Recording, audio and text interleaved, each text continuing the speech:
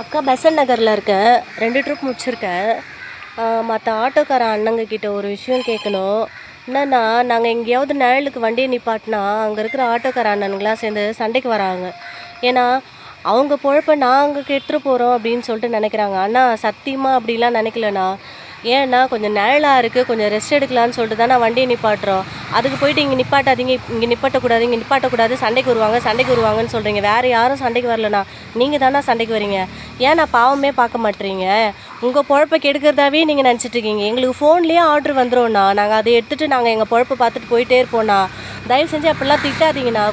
கொஞ்சம் இறக்கப்படுங்கண்ணா மற்ற ஆட்டோக்காரங்க மேலே. ரோட்டில் லேடிஸ் ஓட்டின்னு போனால் வழியே விட மாட்டீங்க. ஏன்னா அப்படி பண்ணுறீங்க? உங்கள் குடும்பத்தில் கஷ்டம் இருக்கிற மாதிரி தானே நான் எங்கள் குடும்பத்துலேயும் கஷ்டம் இருக்கும். உங்கள் பொண்ணு புள்ளைய படிக்க வைக்கணும், உங்கள் மனைவியை வந்து காப்பாற்றணும் அப்படின்றதுக்காக தானே நீங்கள் ஆட்டோ ஓட்டுறீங்க. அதே மாதிரி தான் நான் என் குடும்பத்தை காப்பாற்றுறதுக்கு தானே நானும் ஆட்டோ ஓட்ட வரேன். ரோட்டில் போயிட்டே இருக்கும்போது என்ன பண்ணுறீங்க? போட்டிங்கனாலும் அப்படியே கூடயே நான் உனக்கு வழியே விட மாட்டேன் அப்படின்னு சொல்கிற மாதிரி இருக்குண்ணா. அப்படிலாம் செய்யாதீங்கண்ணா. நாங்களும் பாவம் தான், நான் குடும்ப கஷ்டத்துக்காக தான் நான் வண்டி ஓட்டுறதுக்கு வரோம். இல்லைனா எங்களுக்குன்னா தலையெழுத்தா சொல்லுங்கள்.